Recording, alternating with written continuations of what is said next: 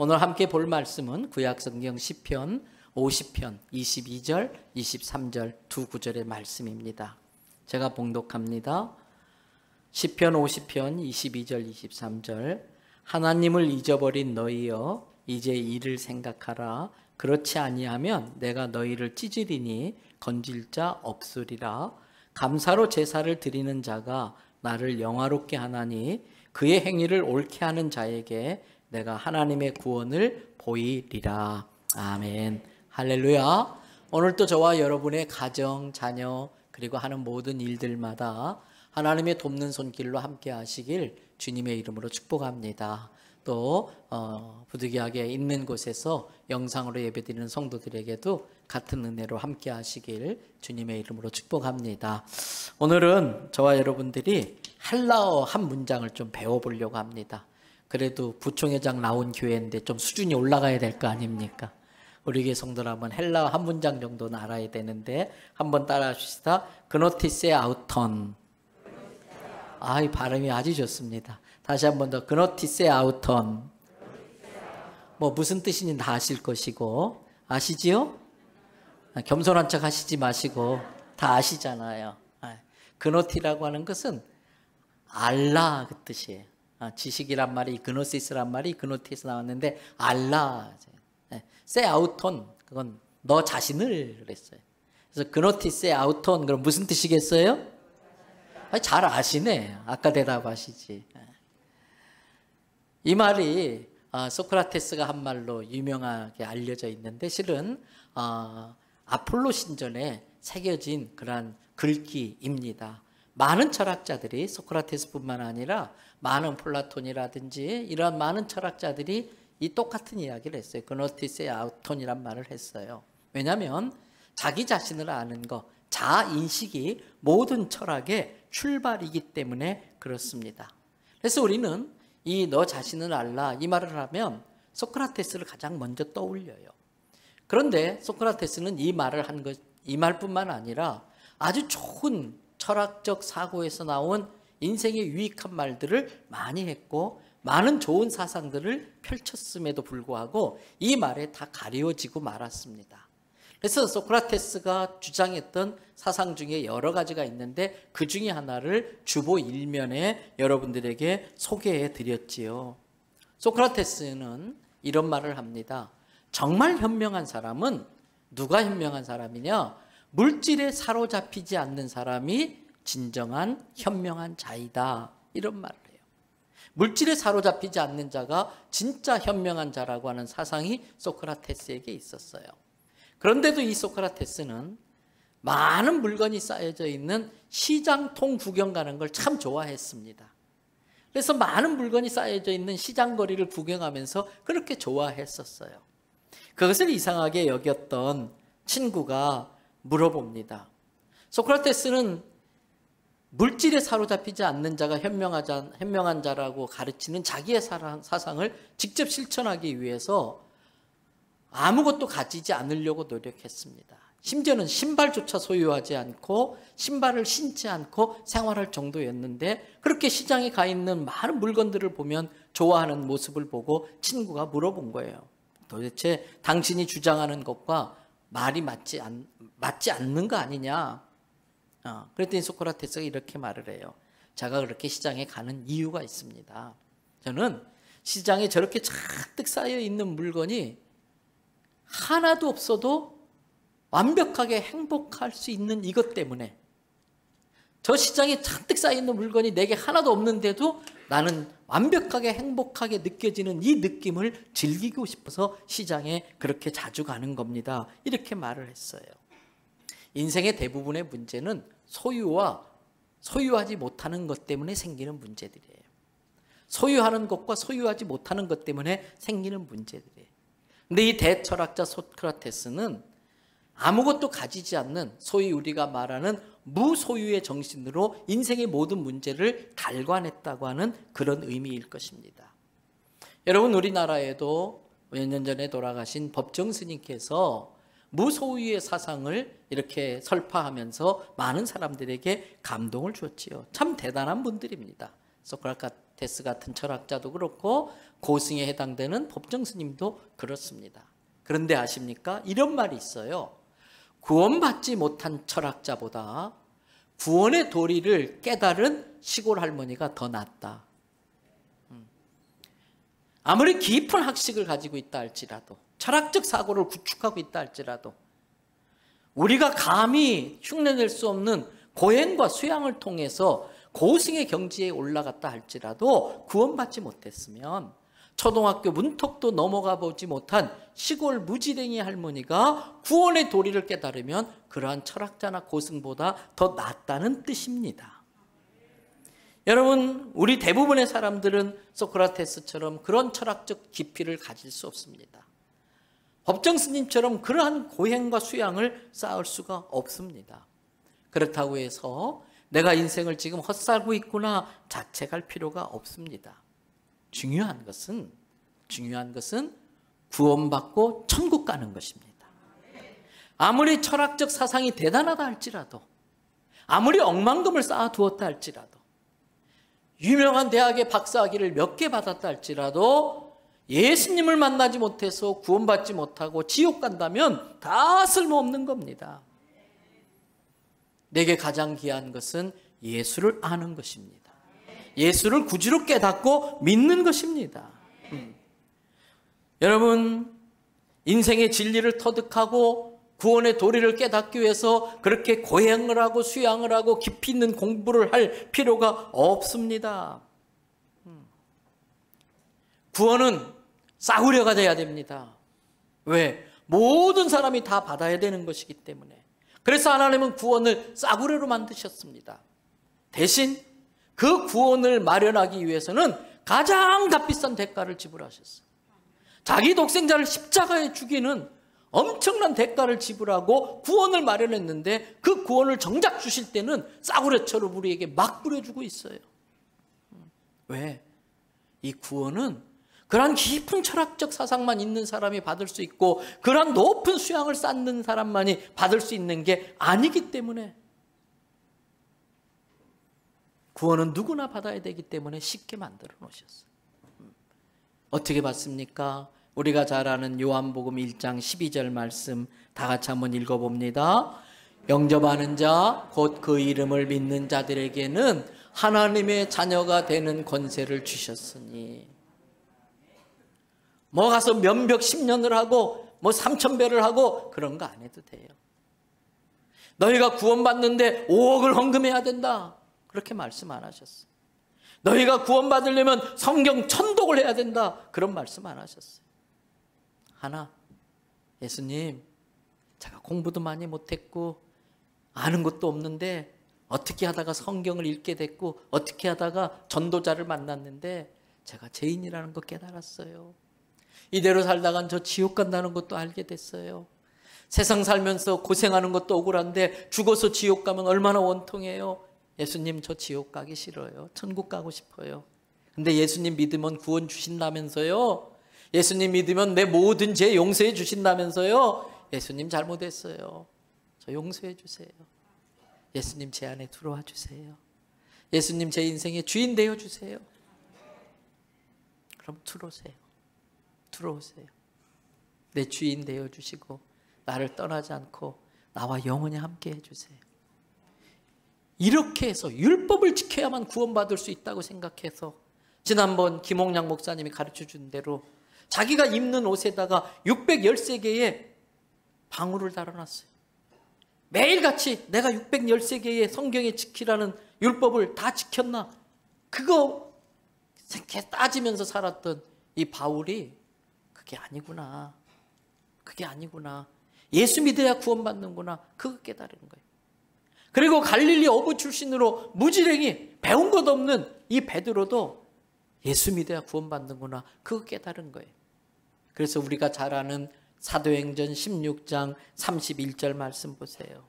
다 같이 읽어볼까요? 이르되 주 예수를 믿으라. 그리하면 너와 내 집이 구원을 받으리라 하고. 나와 내 집이 구원받는 게 대단한 게 아니에요. 예수 믿으면 되는 거예요. 얼마나 감사해 이게.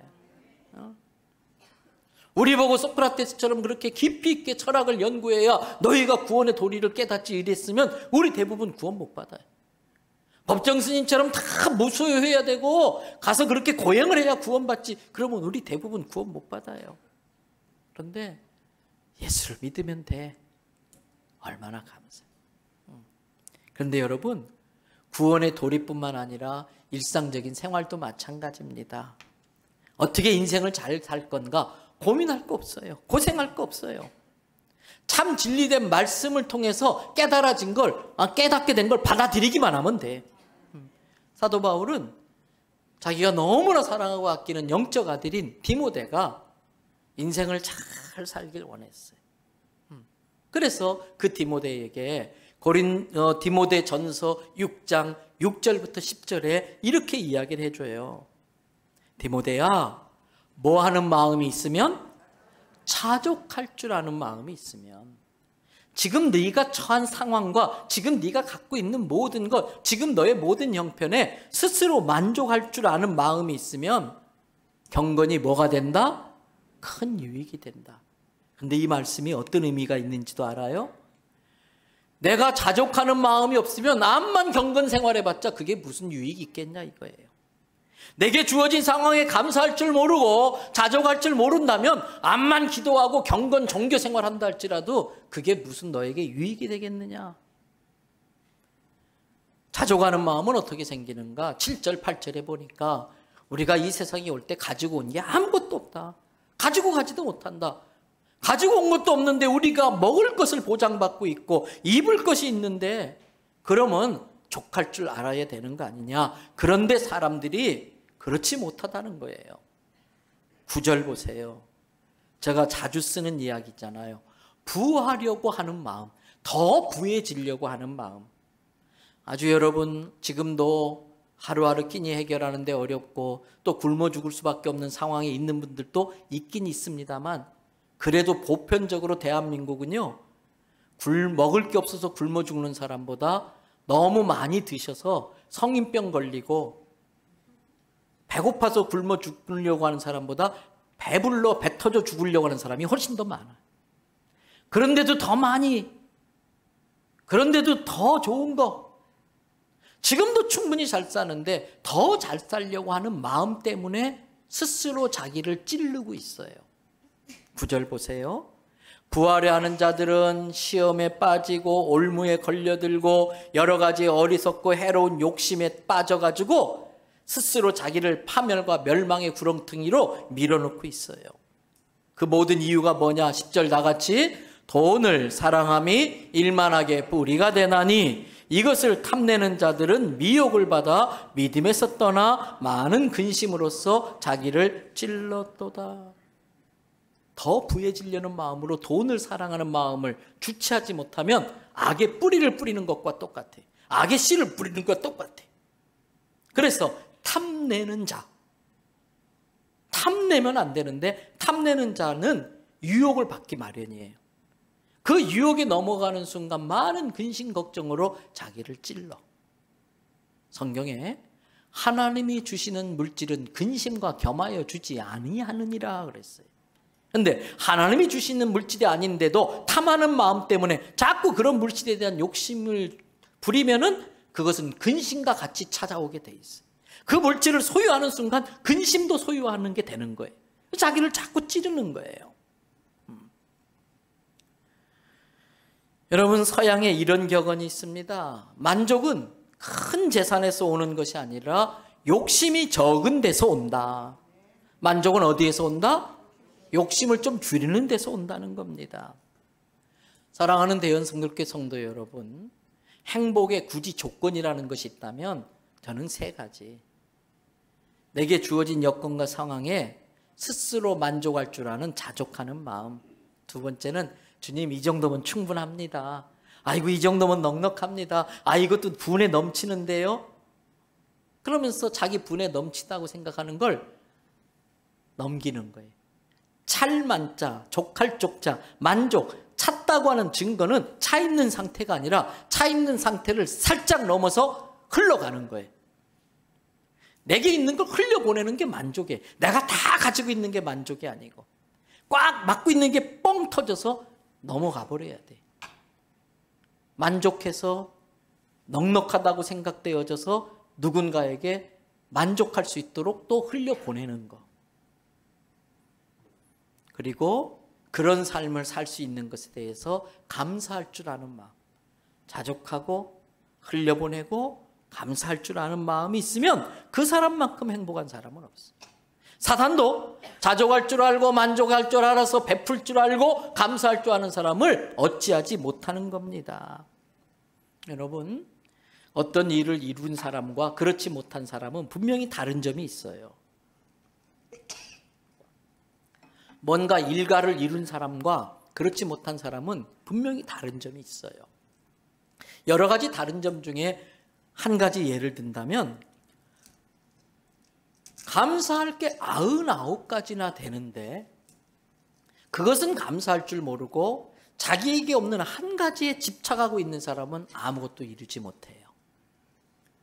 힘든 게 99가지나 있는데도 불구하고 그 가운데 감사할 것 한 가지를 찾아가지고 그거 붙들고 감사하고 그거 붙들고 매달리는 사람은 그 모든 어려움을 이겨내고 큰 일을 이루더라는 것이에요. 진짜 예수 믿는 사람은 주어진 상황에 감사할 줄 아는 사람이에요. 99가지 힘든 것을 불평할 게 아니라 그래도 한 가지 감사할 수 있는 그거 붙들고 믿음으로 매달리면서 그 어려움을 이겨내는 사람이 진짜 예수님 믿는 사람인 거예요. 여러분들이 좋아하는 동화 작가이기도 하고 시인이시기도 한 정채봉 선생님이 쓴 상처 없는 새가 어디 있으랴, 이런 시가 있어요. 우리 반주 한번 깔아주실래요, 김경아 집사님? 네. 멋지게 한번 BCM을 깔아봐요. 잠깐 소개해드리면, 상처를 입은 젊은 독수리들이 벼랑으로 모여들기 시작했다. 날기 시험에서 낙방한 독수리, 짝으로부터 따돌림을 받은 독수리, 윗 독수리로부터 핥힘당한 독수리. 그들은 이 세상에서 자기들만큼 상처가 심한 독수리는 없을 것이라고들 생각했다. 그들은 사는 것이 죽느니만 못하다는데 금방 의견이 일치했다. 이때 막루에서 파수를 보고 있던 독수리 중에 영웅이 쏜살같이 내려와서 이들 앞에 섰다. 왜 자살하고자 하느냐? 괴로워서요. 차라리 죽어버리는 게 낫겠어요. 영웅 독수리가 말했다. 나는 어떤가? 상처 하나 없을 것 같지? 그러나 이 몸을 봐라. 영웅 독수리가 날개를 펴자 여기저기 빗금진 상흔이 나타났다. 이건 날기 시험 때 솔가지에 찢게 생긴 것이고, 이건 윗 독수리가 핥힌 자국이다. 그러나 이것은 겉에 드러난 상처에 불과해. 마음의 빗금 자국은 헤아릴 수도 없다. 영웅 독수리가 조용히 말했다. 일어나 날 잡구나. 상처 없는 새들이란 이 세상에 나자마자 죽은 새들이다. 살아가는 우리 가운데 상처 없는 새가 어디 있으랴. 여러분, 그렇습니다. 몸에 하나도 상처가 없는 새는 상처받을 겨를이 없어서 태어나자마자 죽어서 상처받을 겨를이 없는 새밖에는 없습니다. 사람도 마찬가지입니다. 이 세상 살아가는 사람 치고 상처 없는 사람 없고, 문제 없는 가정 없고, 아픔 없는 사람 없고, 고통 없는 인생 없어요. 누구나 나름대로 문제가 있고 아픔이 있고 어려운 일이 한두 가지는 다 있어요. 목사라서 많은 성도들의 가정을 봐요. 근데 그때마다 느끼는 게 있어요. 우리 하나님 참 공평하시구나. 어쩌면 우리 하나님 공평하실까? 그래서 인생 다 결산하고 마지막 정리해보면 다 same. 그 인생이나 이 인생이나 결국은 다 똑같아요. 그런데 그 중에 어떤 사람은 여전히 원망하며 불평하며 사는 사람이 있어요. 어떤 사람은 원망하며 불평할 수밖에 없는 똑같은 상황에서도 그래도 감사하며 사는 사람이 있어요. 여러분, 불평거리를 찾기 시작하면 한도 끝도 없어요. 마찬가지로 감사할 걸 찾아내면 얼마나 많은지 몰라요. 여러분, 가끔 보면 어떤 사람은 나는 평생 안 웃을 거야, 나는 내 인생을 불행하게 살 거야, 결심하며 사는 것 같은 사람이 있어. 불행과 행복은 선택입니다. 감사와 불평도 연습인 것입니다. 자꾸 감사를 연습하면 행복해지는 인생이 되는 거예요. 불평을 자꾸 하면 그게 습관이 되고 그 인생은 불평한 대로 삐딱하게 불행해지는 거예요. 웃으면 그렇게 예쁜데 나는 절대 안 웃을 거야, 그러면 그 인생 그렇게 끝나는 거예요. 우리는 지금 지난 금년의 절반을 이렇게 정리하고 새로운 하반기를 시작하는 중간에 와 있어요. 하나님께서 우리에게 시간의 개념을 주셔서 반성할 줄 알고, 후회할 줄 알고, 반성할 줄 알고, 다시는 그러지 말아야지 결단하면서 새로운 하반기를 준비할 수 있는 지혜를 주셨어요. 지난 6개월을 돌아보면서 내가 받은 은혜가 얼마나 많은가 한번 생각해 보세요. 내게 감사할 게 얼마나 많은지 한번 생각해 보세요. 오늘 본문은 시편 50편입니다. 시편 50편을 쓴 사람은 아삽이라고 하는 성가대 지휘자예요. 그러면서 이분은 예언자이기도 해요. 이스라엘 백성들이 제사를 드리러 오면 하나님을 찬양하는 지휘를 하면서 그 제사 드리는 모습을 보는데 속상해 죽겠어. 너무 안타까운 거예요. 왜? 이스라엘 백성들이 드리는 모든 제사가 거칠의 제사, 형식적인 제사, 진정성이 없는 제사였었어요. 그래서 예언자 입장에서 하나님이 하시고 싶은 말씀을 대신 전달하고 있는데 그 중에 하나가 8절입니다. 8절 다 같이 읽어볼까요? 나는 내 재물 때문에 너를 책망하지는 아니하리니 내 번제가 항상 내 앞에 있음이로다. 형식적인 면에서 본다면 아무 책망할 거리가 없다는 거예요. 너무나 잘 준비해서 제사를 드리고 있는데 문제는 제사 드리는 이스라엘 백성의 마음이 하나님께 받은 은혜에 진정으로 감사하는 마음으로 드리는 제사가 아니라는 거예요. 그 제사를 드리면서 하나님과 딜하려고 그래요. 거래하려고 그래요. 마치 무당에게 비는 것처럼, 귀신을 달래서 화를 면하고 복을 구하는 것처럼 하나님과 거래하는 듯이 제사 드리는 그 이스라엘 백성들 때문에 아삽의 마음이 그렇게 아팠던 겁니다. 그러면서 하나님의 마음을 대신 그들에게 알려줍니다. 그게 9절부터 12절인데 좀 쉽게 볼 수 있는 현대인 성경 버전으로 제가 한번 읽어봐 볼게요. 나 여호와는 너의 예양간에 있는 숫소나 네가 네 거라고 주장하고 있는 우리에 있는 염소를 나는 필요 없어. 왜? 10절 숲속에 있는 모든 동물 다 내 거야. 목장의 가축 다 내 거야. 산의 새들 다 내 거야. 들에 있는 짐승 다 내 거야. 그래서 12절 설령 내가 배가 고플 때가 있어도 너한테 뭐 달라고 말하진 않을 거야. 왜? 온 세상 것이 다 내 것인데 내가 왜 너한테 달라고 그러니? 내가 원하는 건 네가 바치는 예물 재물이 아니다. 그러면서 내가 원하는 게 진짜 있다. 그게 뭔지 아니? 그러면서 하신 말씀이 14절이에요. 다 같이 읽어봅니다. 내가 14절 말씀 다 같이 내가 참으로 너에게 원하는 것은 진정한 감사와 서약을 지키는 거다. 내가 원하는 건 진짜 감사가 담긴 너의 마음이야. 그리고 너희들이 전에 나하고 지키겠다고 약속했던 그것을 지키는 거야. 만약에 너희들이 진정한 감사를 드리고 나와 서약한 걸 다 지키면 내가 너희들에게 약속 하나 해줄게. 그리고 한 게 15절이에요. 15절 다 같이 환난 날에 나를 부르라. 내가 너를 건지리니 내가 나를 영화롭게 할 거야. 너희가 혹여라도 어려움을 겪을 때가 있어. 환난을 당할 날이 있을 거야. 그러나 너희가 진정으로 감사하는 마음으로 내게 번제를 드리고 나와 약속한 서약을 다 지키면 환난을 당할 때라도 내게 부르짖어 봐. 그 환난에서 너를 건져서 그 과정을 통해 내가 영화롭게 되는 게 내가 원하는 바야. 그렇습니다. 오늘 설교의 제목이 뭔가요? 설교의 제목이 뭐예요? 무엇으로 제사를 드릴까? 신약의 예배를 구약적으로 표현하면 제사 드리는 것입니다. 우리는 지금 신약적 예배를 드리고 있지만 이걸 구약적으로 표현하면 우리는 지금 제사 드리는 중입니다. 제사를 드리는데 무엇으로 제사를 드려야 되는가?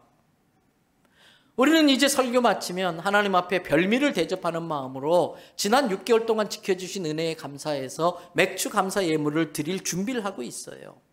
그런 모습을 보시고 8절에 하셨던 말씀 참 잘했다. 너 준비 참 잘했다. 응? 네가 준비한 예물에는 책망받을 게 없다. 그런데 혹시 22절. 그런데 혹시 너 이러진 않니? 그러면서 22절 말씀. 다 같이 읽어볼까요?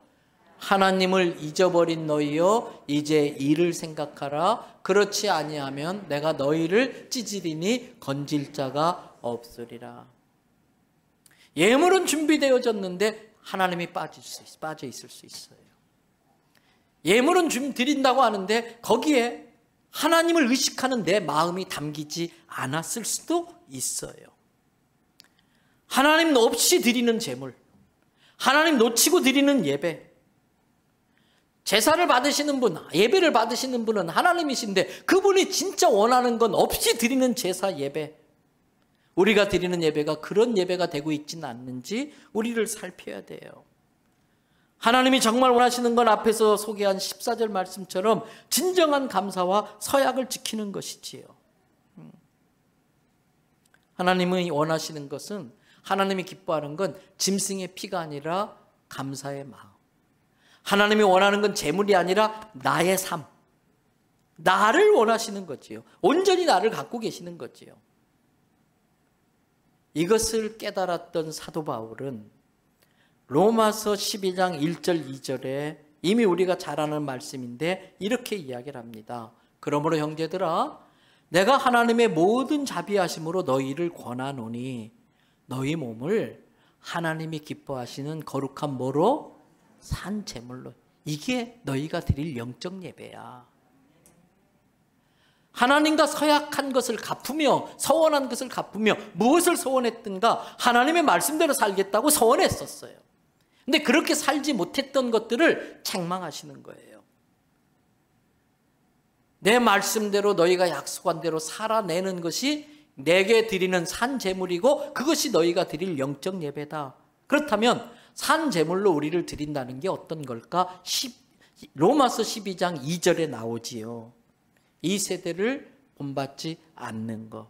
이 세대는 두 가지로 정리됩니다. 물질 만능주의와 쾌락주의입니다.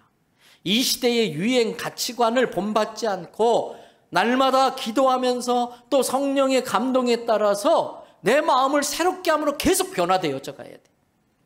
점점점 성화되어져 가야 돼. 점점 더 예수님 닮아져 가야 돼. 예수님 닮아간다는 게 뭘까? 하나님이 선하게 여기시는 게 뭘까? 하나님이 기뻐하는 게 어떤 것일까?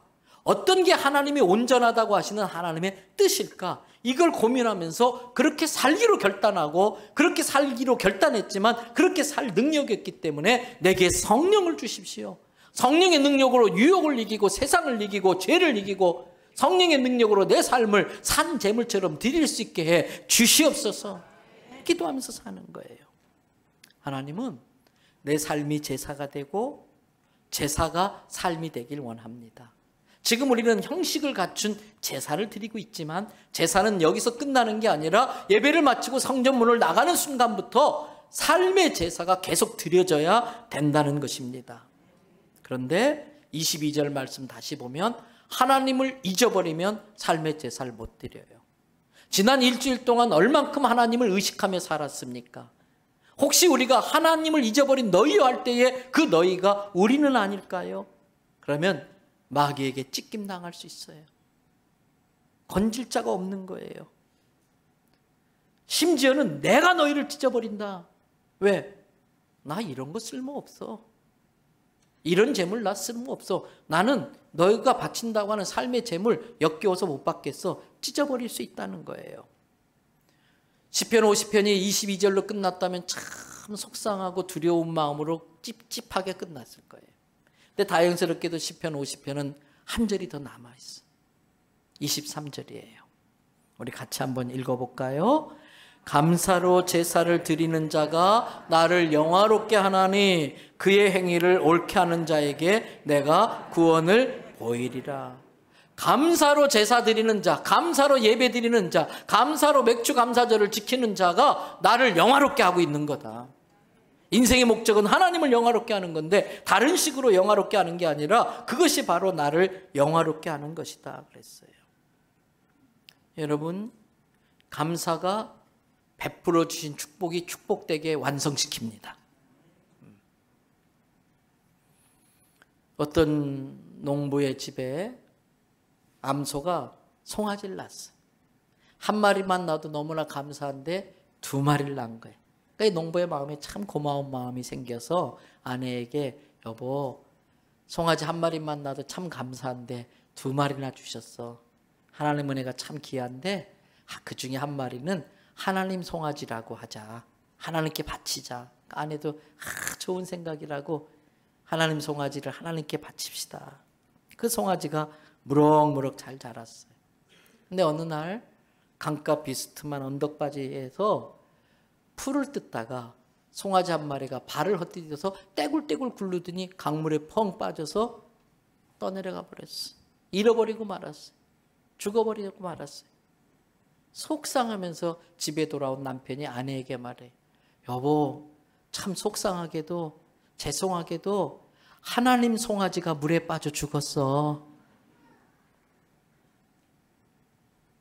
자기 송아지는 멀쩡하게 살았고 하나님 송아지만 물에 빠졌다는 거예요.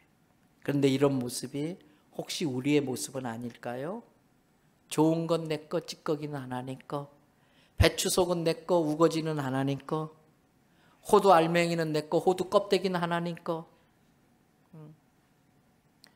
어려울 때일수록 내가 전략하고 검소하게 살면서 그거부터 해야 되는데 어려운 일이 생기면 하나님 앞에 드리는 물질부터 싹 줄여버려요.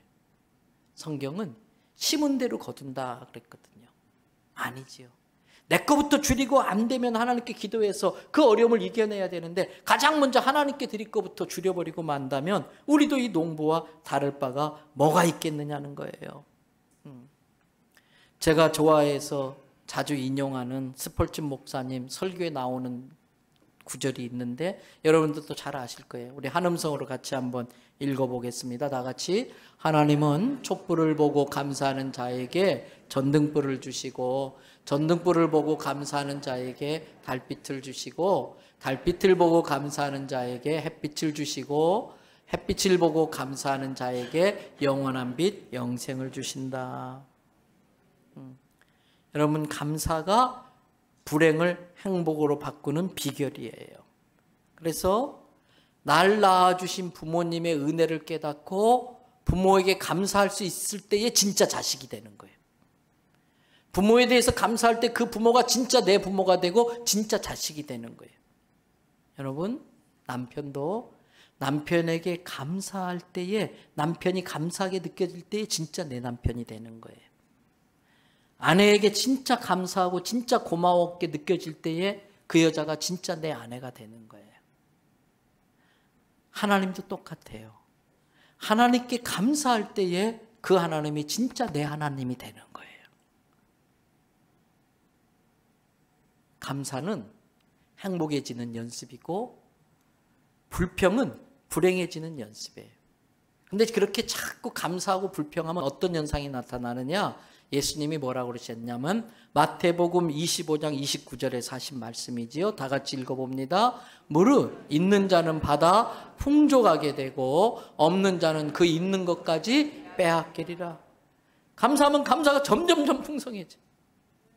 감사 안 하면 있는 것까지 다 빼앗겨. 불평하면 불평이 점점 더 풍성해지는 거예요. 불평 안 하면 있는 것까지 빼앗긴다고 했으니까 하나님이 감사를 빼앗아가게 하면 안 되고 불평을 빼앗아가게 하려면 불평을 자꾸 안 하면은 없는 것도 하나님 가져가 버리니까 불평을 가져가시는 거예요. 자꾸 감사하면 감사는 점점 더 많아지는 거예요. 이야기 안 하고 마칠게요. 2차 세계대전이 끝났어요. 일본군 해군 장교로 근무했던 사람이 패전국 장교가 돼서 고향에 돌아왔어요. 그랬더니 미군 폭격기에 의해서 고향 마을이 쑥대밭이 되고 사랑하는 사람들을 잃어버리고 남은 게 하나도 없어요. 그걸 보는 순간 화가 치밀어 오르는데, 내가 무엇 때문에 전쟁 가서 목숨 걸고 전쟁을 했나? 내가 무엇 때문에 그 죽을 고생을 했나? 막 분노가 치밀는데 견딜 수가 없는 거예요.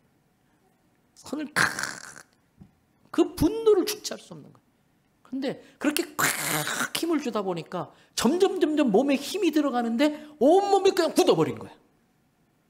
힘이 빠지질 않는 거예요. 손가락 하나 꼼짝을 못하게 된 거예요. 몸이 굳어버린 거예요. 병원에 갔어요. 의사가 진찰을 하고 이런저런 이야기를 하다가 이 사람은 마음의 병이 문제구나 그러면서 약을 지어줬어요. 마음을 편안하게 하는 약을 지어주면서 부탁을 했어요. 선생님, 이 약은 잡숫기 전에 반드시 누군가에게 고맙습니다, 감사합니다, 이 말을 적어도 3번 이상을 해야 이 약의 효능이 나타납니다. 그렇게 하지 않고 이 약을 암만 잡숴도 이 약의 효능이 나타나지 않을 겁니다. 그리고 집에 왔는데 뭘 도대체 감사하라는 거예요. 도저히 감사가 안 나와. 그 자기의 미래를 생각하고 지금의 현실을 보면 볼수록 더 화가 나고 막 더 그냥 막 어찌 주체할 수 없고, 약을 먹어도 아무 소용이 없어. 몸은 점점 더 힘들어가고. 근데 어느 날 자기 어린 딸이 학교를 갔다 오더니 손에서 뭔가를 이렇게 아버지한테 내미는 거예요. 자기가 어릴 적 그렇게 좋아했던 풀빵이에요. 풀빵. 그리고 딸이 하는 이야기가, 아빠 많이 아프지? 아빠 아파서 음식도 못 잡숫고 배고프시지요? 제가 학교 갔다 오다가 이 풀빵을 보는데 풀빵 좋아하는 아빠 생각나서 아빠 드시라고 이거 사왔어요. 딱 내미는데 그 딸이 얼마나 고마운지, 자기가 아픈 걸 걱정하고 염려하면서 그 풀빵을 사온 그 딸이 얼마나 고마운지 자기도 모르게 얘야 고맙다 그러면서 손이 스르르 나가서 그 풀빵을 받은 거예요. 조금 전까지만 해도 손가락 하나 깜짝 안 했던 몸인데 자기도 모르게, 자기가 뻗으려는 건 또 아닌데 그 풀빵 받으려고 하다 보니까 손이 풀려서 스르르 뻗은 거예요. 그걸 보는 순간 막 눈물이 펑펑 쏟아지는데 엉엉 한참 울고 나니까 몸에 힘이 쫙 빠져버렸어요. 다 나서버렸어요. 여러분, 집에 가셔서 내가 남편에게 감사할 게 뭐가 있을까 생각해 봐요. 아내에게 고마워할 게 뭐가 있을까 생각해 봐요. 그리고 아이들 한번 생각해 봐요. 그래도 지 집이라고 밤에 꾸역꾸역 들어오잖아요. 얼마나 그게 고마워. 연락 안 받고 핸드폰 꺼지고 집에 안 들어오고 2시, 3시 돼봐요. 잠을 못 자는데 그래도 늦게라도 들어와서 지 집이라도 들어오니까 내가 편히 자는 거잖아요. 집에 가서 아내 얼굴 한번 봐요. 펑퍼짐하게 침 흘리면서 자는 모습도, 삐쩍 마른 모습도 다 나 때문에 고생했구나 생각하면 감사할 게 얼마나 많은지 몰라요. 지난 6개월 돌아보면서 하나님과 가족과 이웃에게 감사할 게 뭔지를 생각해 보시기 바랍니다. 그리고 오늘 말씀 듣다 보니까 감사 예물이라고 맥주 감사헌금 준비했는데 그냥 형식적인 예물이 있을 수 있어요. 이거 드리려고 했더니 오늘 말씀 듣고 깨달아지니까 좀 미안하고 죄송해요. 다음 주에 또 하면 되는 거예요. 중요한 것은 거기에 진정한 감사가 담긴 예물이냐, 하나님을 영화롭게 하는 우리가 될 수 있기를 바랍니다.